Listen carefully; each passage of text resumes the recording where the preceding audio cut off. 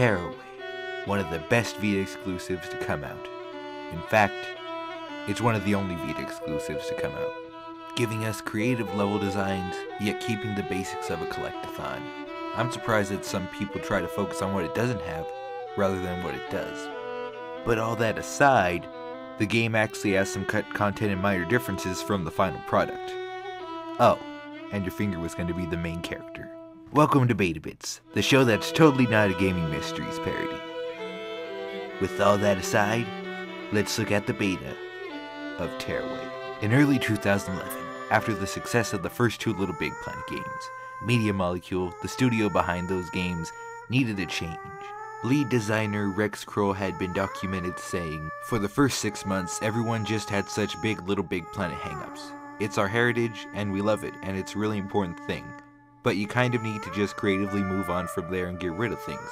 The team needed creatively to just be able to move on from that and be liberated from those themes. And thus, Tearaway was born, and began development sometime in early 2011, and was planned to be released in 2013. During this time, Media Molecule had already made Little Big Planet on the PS Vita, but because the Vita was struggling in sales, and Little Big Planet on the PS Vita only sold around 240,000 copies, the project was probably set back a little bit. Now, prior to finishing Little Big Planet 2, Kroll had gotten a look at an early model of the PS Vita and started thinking about what he could do with it. He had been documented saying, "We saw some early hardware where it was just a few circuit boards held together with some wires, and we knew that it would have a back touchscreen. At that stage it was too dangerous to even touch it with raw electricity and circuit boards. But we were sort of looking at it at a system level, and I pitched some ideas." When Media Molecule had finished Little Big Planet 2, he revived his idea as a pitch for a proper game where fingers would serve as the main character. He had noted that paper was everywhere and thought to himself that it would make an interesting landscape and make it feel like you can't really touch the Vita without an input. Before the finalized construction paper look, they used an 18th century French art style as seen here. Given the small team and experimental nature, ideas came and went, making it hard for the staff to remember what was pitched and when. At one point, the game was originally planned to be a dungeon crawler. At another point, an open world RPG. Over the course of 5 months, the team decided that in the end, it would be a Vita-focused platformer and what we now know as Tearaway. What's interesting about the dungeon crawler concept, though, is that there's actually prototype footage of it. The most noticeable difference about this footage is the camera angle. It was apparently going to be a top-down perspective with an isometric view. Also, most of the paper cutouts have dotted lines that you would normally see on a paper craft, which makes for a neat detail. And the main character, whatever he was, is drastically different from his final counterpart, having a boxy outline and using your face. Enemies also seem to have a health meter instead of a 1 to 2 hit kill. The finger was also going to be used differently, cutting out pieces of the land to trap an enemy whom you could potentially possess. Unfortunately, this is the only known prototype footage that I can find, so I can't exactly expand upon this subject more, but I might come back to it in a later video. Now, that's all I have about the conception of Tearaway, but let's get to the fun stuff.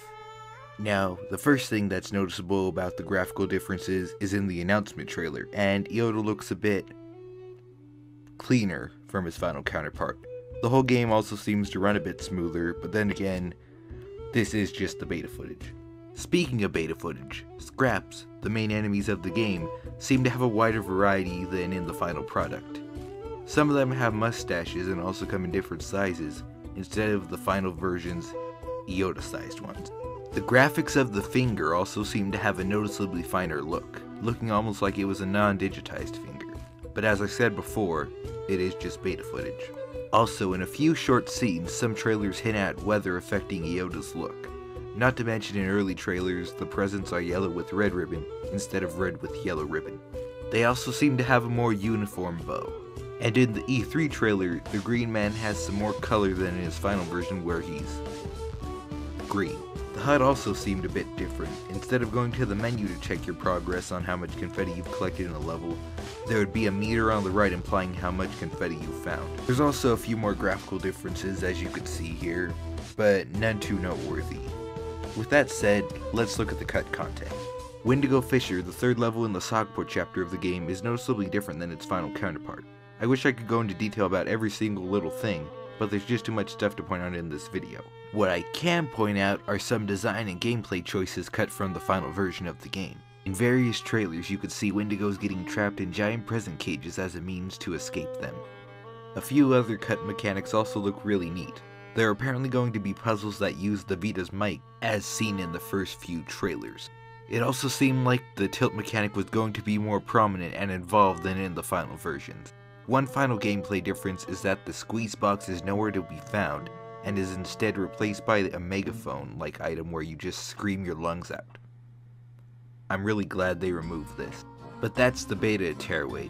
I really wish we could see what the game would be like in that state, but I'm still happy with the final product as it's a gem. But we'll keep that for a review. This has been Beta Bits. Thanks for watching. But somehow survived. The trees were so tall, reaching up to the sky, that I couldn't believe my eyes, boys. I couldn't believe my eyes.